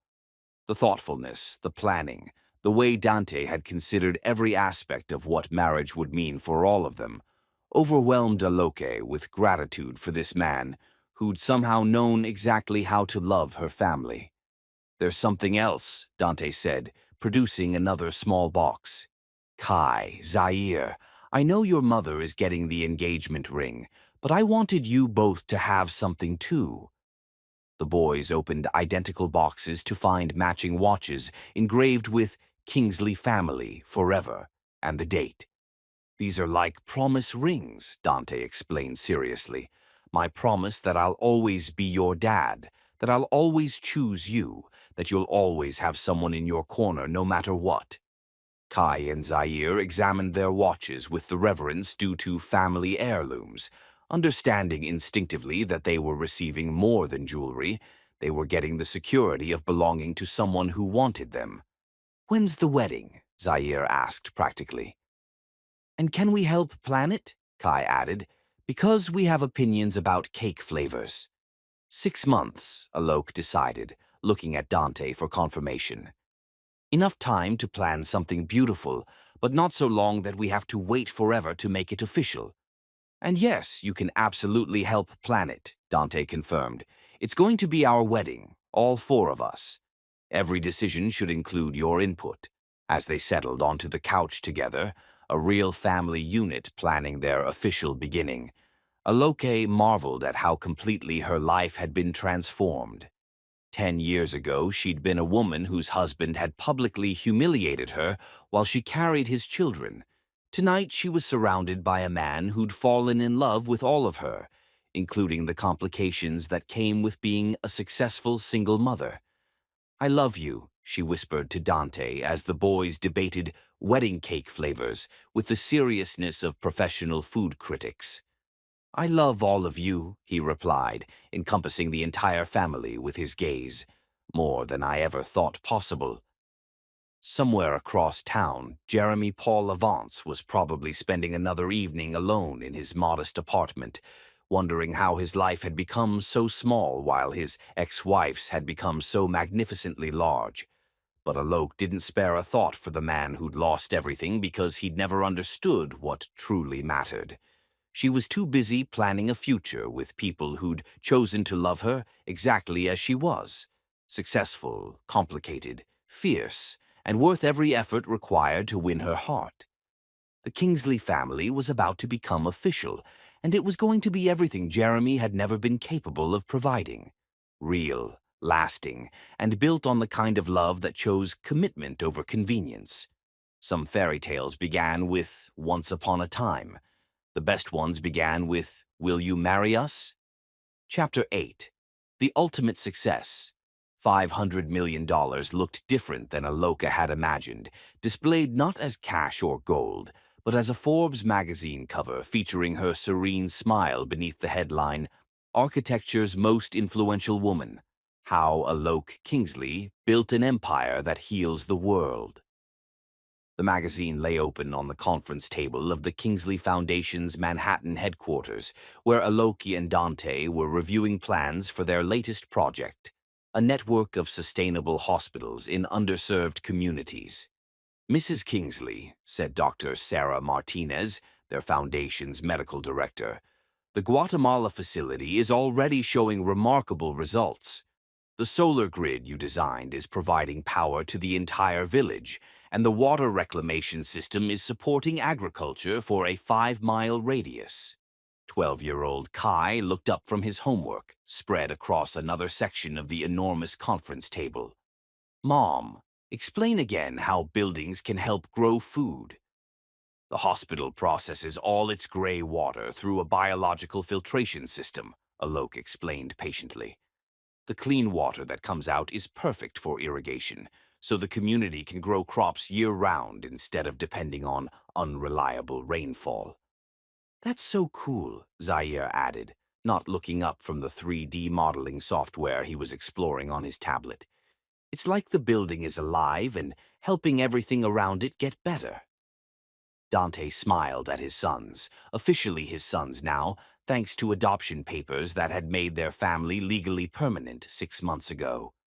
Your mother doesn't just design buildings, she designs solutions. The pride in his voice made Alok's heart flutter the same way it had when they'd first danced at the Met, benefit 4 years ago. Marriage to Dante had proven that real partnership was possible when both people chose to elevate each other rather than compete. Speaking of solutions, Margaret Chen announced as she entered with her usual efficiency, the Environmental Architecture Council wants to present you with their Lifetime Achievement Award at 44. They're calling you the most influential architect of the century. The century just started, Alok protested, though she couldn't help smiling. Exactly their point, Margaret replied. Your sustainable innovations are being used in over 2,000 buildings worldwide. The licensing fees alone generate 68 million annually. Plus the foundation work, Dante added. The Kingsley Medical Foundation has built 37 sustainable hospitals and provides free cardiac surgery for children worldwide. Alok studied the reports, marveling at what they'd built together. Her architectural genius, combined with Dante's medical expertise, had created something neither could have achieved alone. Mom, Kai said thoughtfully, remember when you used to hide your work so the sperm donor could take credit? Kai Kingsley, we don't talk about, Aloke began automatically. I know, he interrupted with 12-year-old exasperation. But I was just thinking how stupid he was. If he'd been nice to you, he could have been part of all this cool stuff instead of living in that tiny apartment and designing strip malls. The observation was startlingly mature for a 12-year-old, but Kai and Zaire had grown up watching their mother build an empire while their father supported, rather than sabotaged, her dreams. Your biological father made choices, Dante said carefully, but those choices freed your mother to become who she was always meant to be. And they freed us to have a real dad instead of someone who didn't want us, Zaire added matter-of-factly. So really, his stupid choices worked out perfectly for everyone. Margaret laughed. Your sons have excellent perspective on family dynamics. They've had good teachers, Alok replied, squeezing Dante's hand under the table. Mrs. Kingsley, called Rebecca Torres, the Foundation's communications director, as she entered with a tablet displaying news feeds. There's been a development in the Jeremy Avance situation. The room went quiet. Despite his complete irrelevance to their lives, Jeremy's continued existence occasionally intersected with their story. Avance Development filed for final bankruptcy liquidation this morning, Rebecca continued. All assets are being sold to pay creditors. There's also news that Jeremy was arrested last week for professional misconduct on a municipal building project in Newark. Alok felt something that wasn't quite sympathy, but wasn't satisfaction either.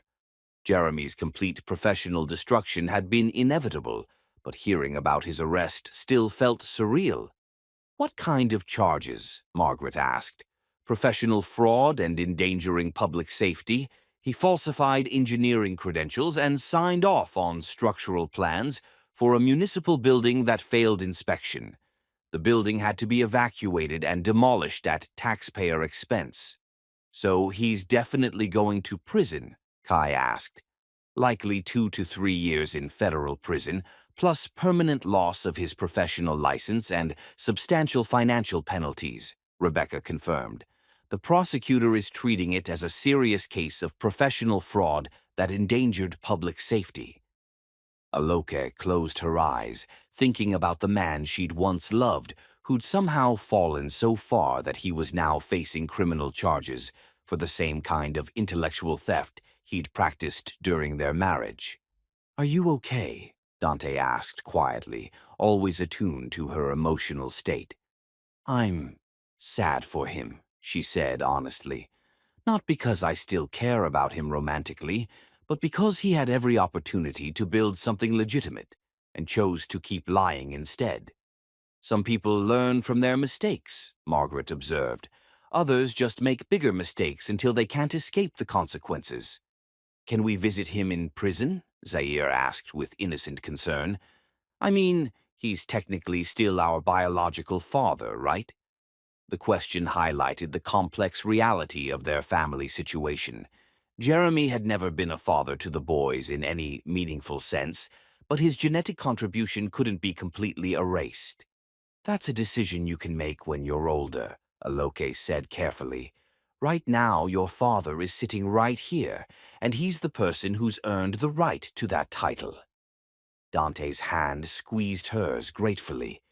Besides, Kai added pragmatically, we're too busy helping Mom and Dad build hospitals to visit people who make bad choices. As the conversation shifted back to their foundation work, Alok marveled at how completely her life had been transformed. 12 years ago, she'd been a woman whose genius was stolen, whose love was betrayed. Today, she was the most successful architect of her generation, married to a man who'd helped her multiply her impact rather than diminish it, raising sons who understood that real strength came from lifting others up. Her phone buzzed with a text from their wedding planner. Final head count for the anniversary party. 400 guests confirmed, including representatives from 23 countries whose hospitals use the Kingsley design. Their fifth wedding anniversary celebration had evolved into an international gathering of people whose lives had been touched by their foundation's work. "What are you smiling about?" Dante asked, noticing her expression. "Just thinking about how many people will be at our anniversary party, because you married someone whose buildings heal the world instead of just impressing rich people." "I married someone whose buildings reflect her character," he corrected. "The healing was already in your heart. The architecture just made it visible." Kai made gagging sounds at their romantic exchange, but Zaire looked thoughtful. "Dad, do you think the sperm donor knows how famous Mom is now?" Dante considered the question seriously. "I think your biological father is probably very aware of what he lost, but that's his burden to carry, not ours to worry about."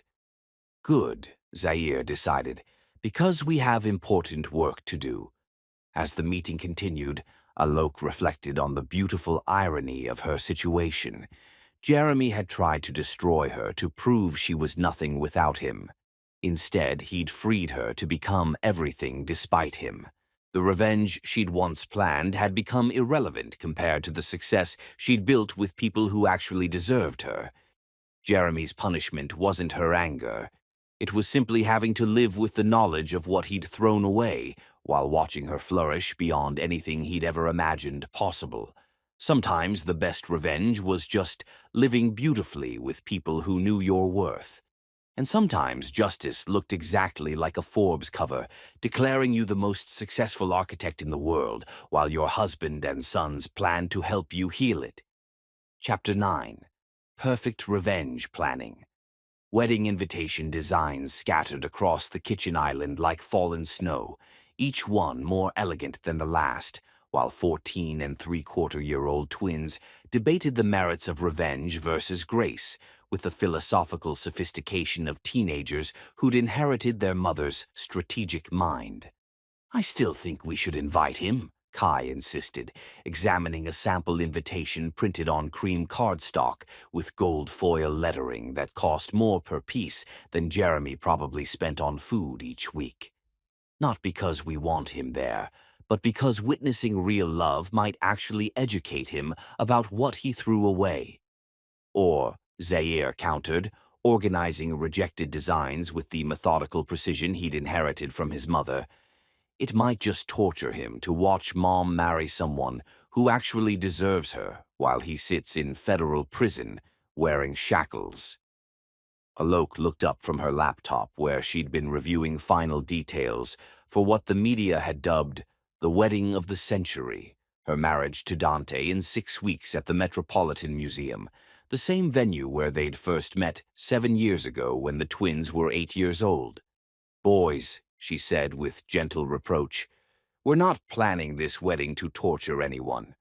We're celebrating the beginning of our official family." "But Mom," Kai persisted with 14-year-old logic, "wouldn't it be the perfect ending to the story? Him seeing how wrong he was about everything?" The suggestion wasn't entirely without merit. Jeremy Paul Avance, currently serving a 3-year federal sentence for professional fraud and endangering public safety, had spent the past 2 years watching from behind bars as his ex-wife became the most celebrated architect in the world while building a foundation that was literally healing the planet. "What do you think, Dad?" Zaire asked, turning to Dante, who was reviewing seating charts with the concentrated attention of someone planning a surgical procedure. Dante looked up from his work, considering the question with the careful thought he applied to everything involving his family. "I think," he said slowly, "that your mother is the only person qualified to decide who deserves to witness her happiness." "Which is exactly why I married you," Alok said, reaching across the counter to squeeze his hand. "You understand that this is my choice to make." Margaret Chen's voice carried from the living room where she was coordinating with wedding planners via conference call. "The guest list is at 420, including heads of state from 6 countries, the entire board of the World Health Organization, and roughly half the international architecture community." "Or," called Rebecca Torres from her position near the windows where she was managing media requests, "we might need to limit +1s because People, Vogue, and Architectural Digest are all sending coverage teams." The attention was both overwhelming and gratifying. What had begun as a simple ceremony to celebrate their love had evolved into an international event, partly because of Alok's fame, but mostly because their foundation work had touched so many lives worldwide. "Mrs. Kingsley," Rebecca continued, consulting her ever-present tablet, "I've had 3 more interview requests about Jeremy's situation. The producers want your reaction to his imprisonment and whether you've achieved the revenge you sought." "Tell them I'm too busy building hospitals to think about revenge," Alok replied without looking up from the invitation samples. "Some stories aren't about punishment, they're about growth." "That's boring," Kai complained. "Where's the drama? Where's the satisfaction of proving you were right and he was wrong?" "The satisfaction," Dante said with the wisdom of someone who'd learned to love a woman stronger than any revenge, "is in the life your mother built despite him, not because of him." Zaire studied the wedding invitations with renewed interest. But what if inviting him isn't about revenge? What if it's about showing him what he lost so he can finally understand why his choices were wrong? The suggestion carried weight that surprised Aloke. Her sons had grown into remarkable young men with complex understanding of justice, forgiveness, and the difference between punishment and education. Plus, Kai added, warming to the theme, "everyone would see that Mom doesn't need to hide from the past because she's built something so much better in the present." "Plus," Zaire added pragmatically, "we have the perfect way to make sure he knows what he lost. Margaret found out that federal prisoners can watch approved media coverage in the common room. If we make sure the wedding gets enough press coverage, he'll see everything from his prison TV." Kai finished with growing excitement. "Every news report, every magazine spread, every interview about Mom's perfect wedding to someone who actually deserves her." The suggestion was both more realistic and more devastating than forcing prison attendance. Jeremy would watch from behind bars as every major media outlet covered his ex-wife's fairy tale wedding to a celebrated surgeon, surrounded by world leaders celebrating her success. Alok set down her laptop and really looked at her sons, these extraordinary teenagers who'd somehow inherited not just her intelligence but her sense of strategic thinking.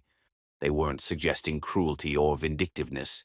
They were proposing something far more sophisticated, demonstration of growth that would make revenge unnecessary.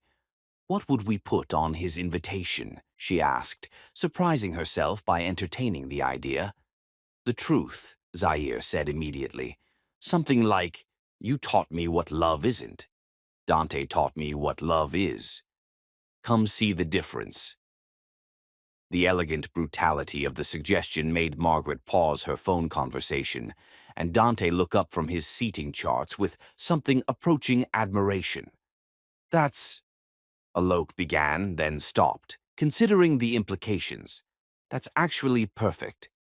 "Really?" Kai's eyes lit up with excitement. "You'll do it?" "I'm thinking about it," she admitted.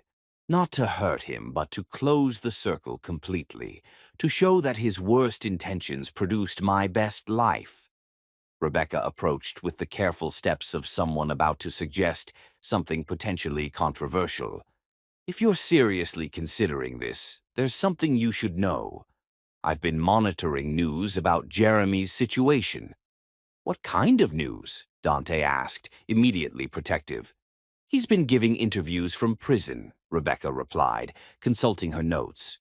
"Mostly to smaller publications, but the message is consistent. He claims he's learned from his mistakes, that he realizes now what he lost, that he hopes you've found happiness." "Sounds like someone angling for sympathy," Margaret observed with professional skepticism. "Maybe," Rebecca agreed, "but there's more. He's been writing letters.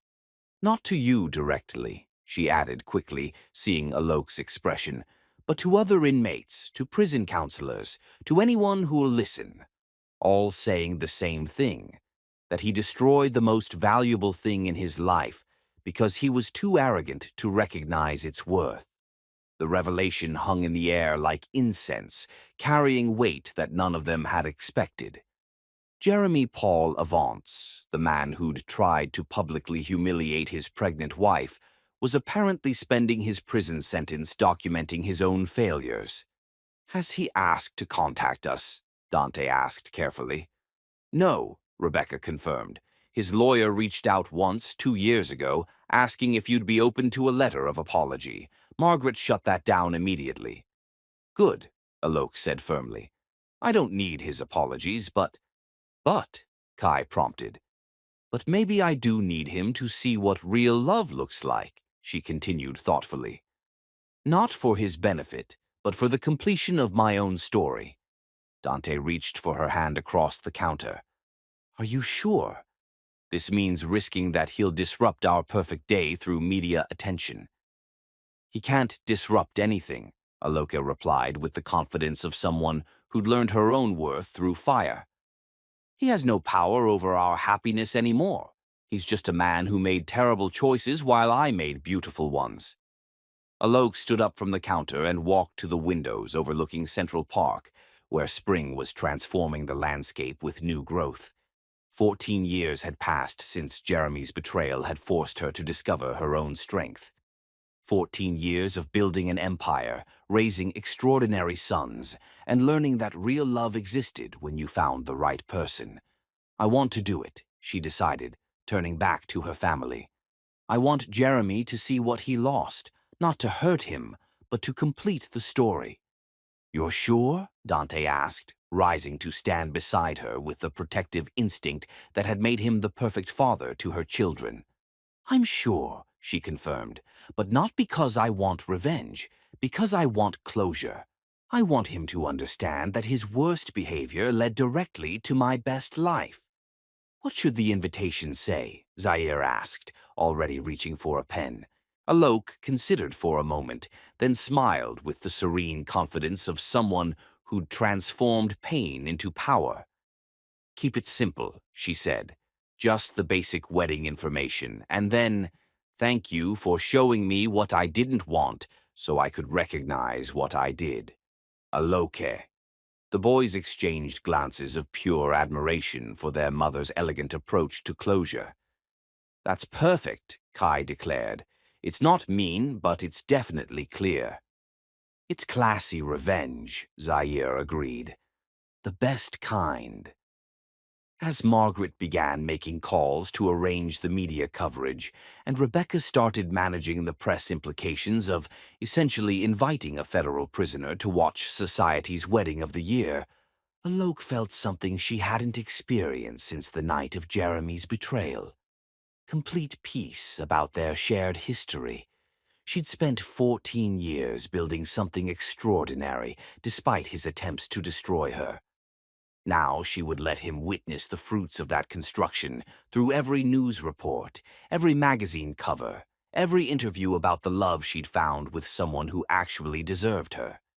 Jeremy Paul Avance would sit in that prison common room, watching his ex-wife marry a man who'd spent 7 years proving that real love lifted people up rather than tearing them down.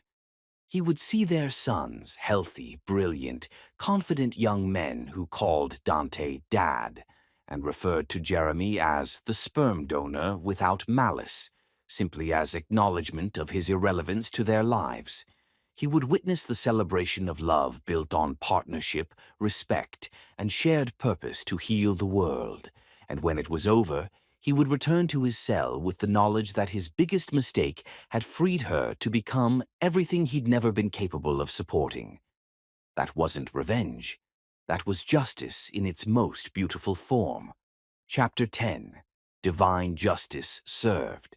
Crystal chandeliers cast diamonds of light across the Metropolitan Museum's Great Hall as Manhattan's elite gathered to witness what the New York Times had called the triumph of love over destruction, while 40 miles away in federal prison, Jeremy Paul Avance sat in the common room watching recorded coverage of his ex-wife's wedding on the evening news. The contrast was devastating. 300 guests celebrating love in the museum's grand space, while the man who'd tried to destroy it watched from a concrete cell, surrounded by inmates who'd begun calling him the architect who lost everything. Among the wedding guests filling the Great Hall were heads of state, Nobel laureates, architectural visionaries, and medical pioneers whose lives had been transformed by the Kingsley Foundation's work. The media coverage would be featured across major outlets worldwide, including the evening news broadcasts that reached the Federal Correctional Facility, where Jeremy would spend the next 2 years contemplating his choices. Alok Divine Kingsley stood in the museum's preparation room, radiant in a custom Vera Wang gown that somehow managed to be both timelessly elegant and powerfully modern.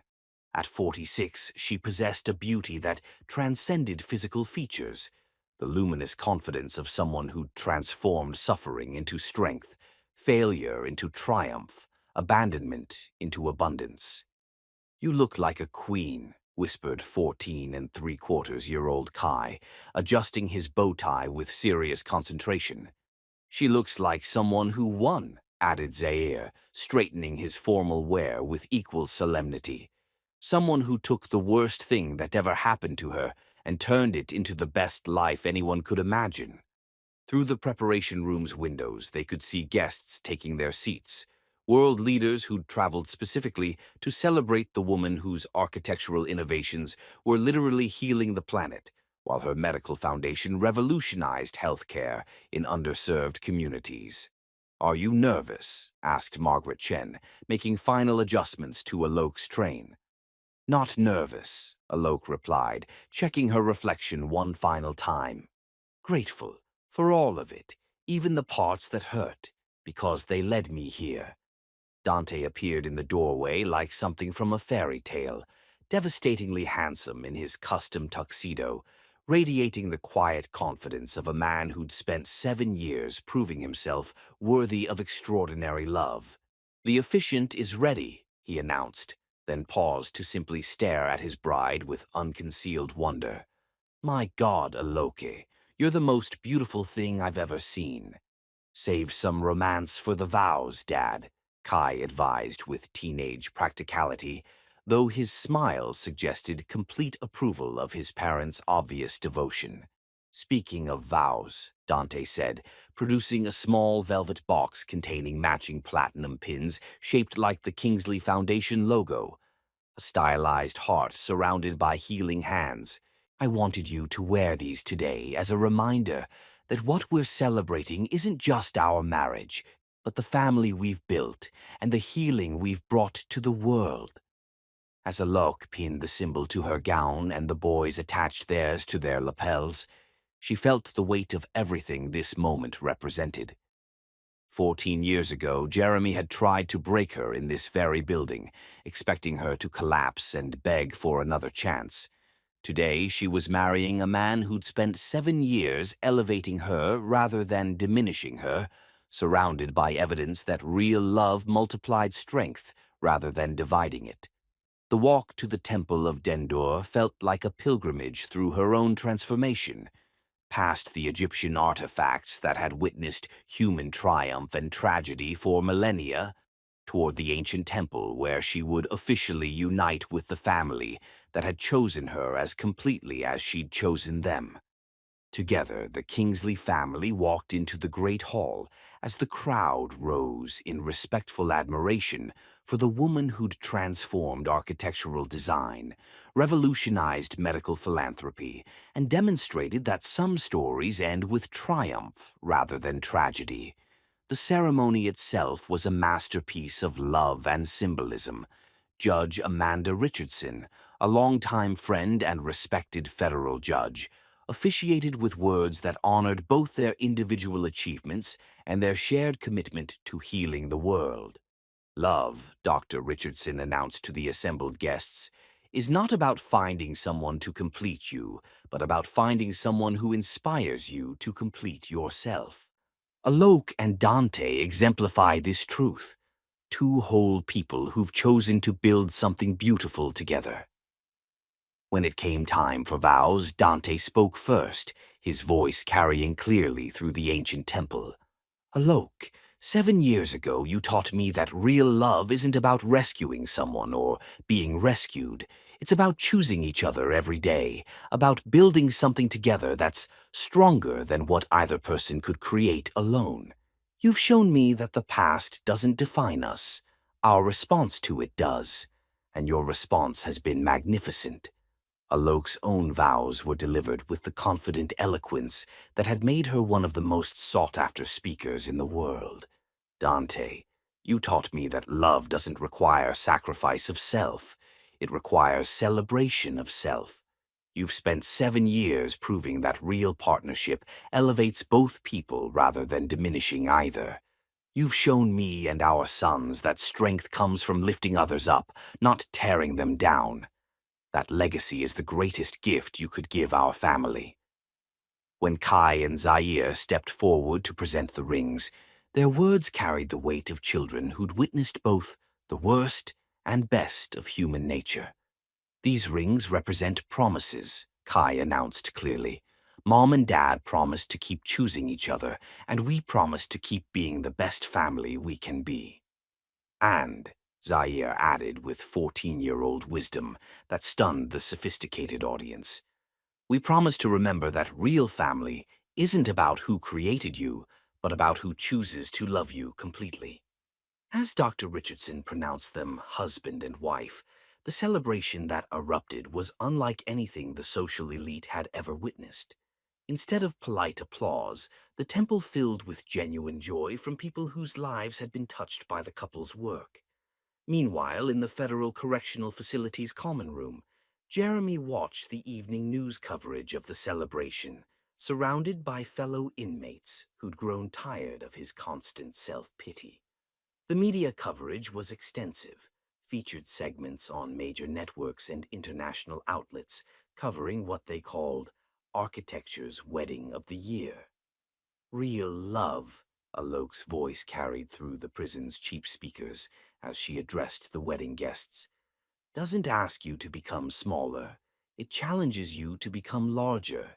It doesn't steal your dreams. It helps you build them. It doesn't break you down. It lifts you up. Jeremy's hands trembled as he watched his ex-wife deliver what amounted to his obituary disguised as wedding vows. She spoke about partnership built on respect rather than control, about love that celebrated achievement rather than appropriating it. To anyone who's ever been told they're too much, too ambitious, too successful, too independent, she continued, looking directly into the camera as if she knew he was watching. Remember that the right person will celebrate those qualities, not try to diminish them.